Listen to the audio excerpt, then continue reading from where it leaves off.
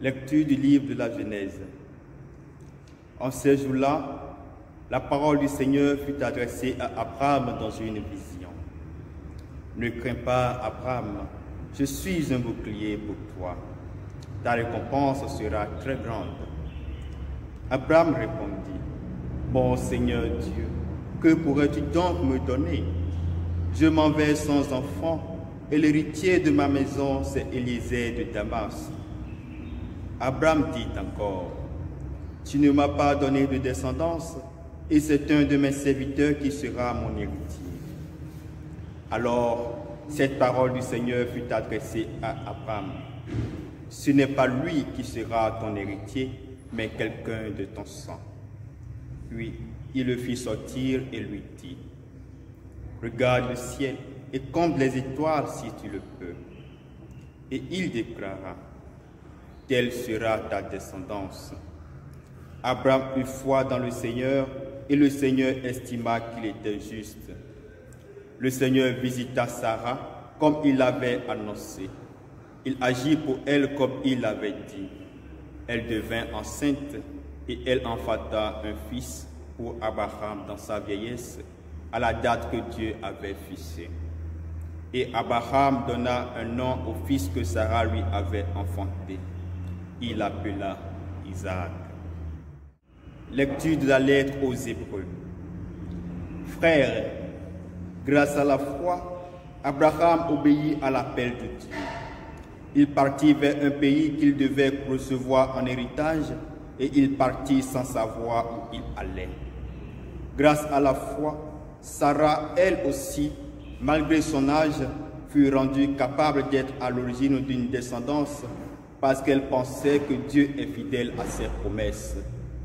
C'est pourquoi, d'un seul homme déjà marqué par la mort, a pu naître une descendance aussi nombreuse que les étoiles du ciel et que le sable au bord de la mer, une multitude innombrable.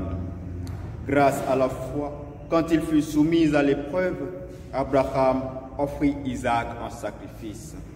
Et il offrait le fils unique, alors qu'il avait reçu les promesses et entendu cette parole.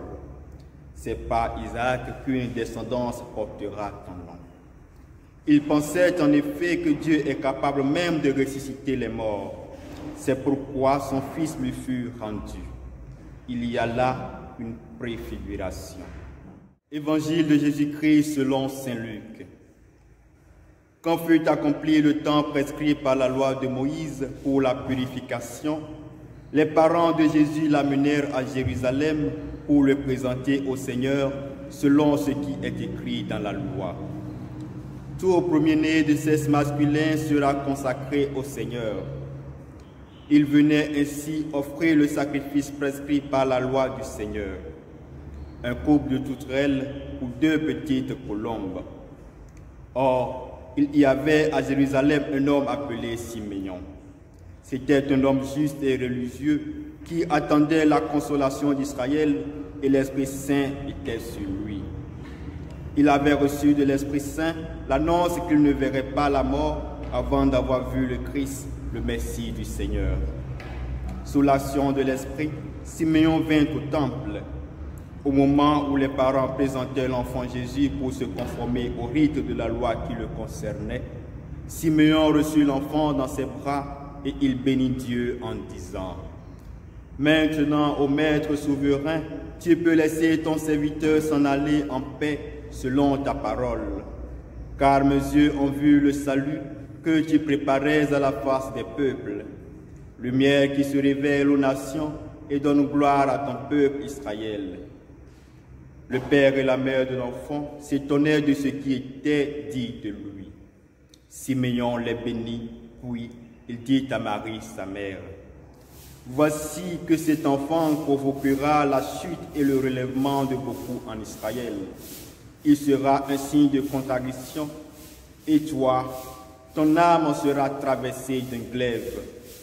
Ainsi seront dévoilées les pensées qui viennent du cœur d'un grand nombre. » Il y avait aussi une femme prophète, Anne, fille de Phanuel de la tribu d'Azer.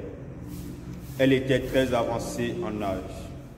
Après 7 ans de mariage, demeurée veuve, elle était arrivée à l'âge de 84 ans. Elle ne s'éloignait pas du temple, servant Dieu jour et nuit dans le jeûne et la prière. Survenant à cette heure même, elle proclamait les louanges de Dieu et parlait de l'enfant à tous ceux qui attendaient la délivrance de Jérusalem. Lorsqu'ils eurent achevé tout ce que prescrivait la loi du Seigneur, ils retournèrent en Galilée dans la ville de Nazareth. L'enfant, lui, grandissait et se fortifiait, rempli de sagesse, et la grâce de Dieu était sur lui.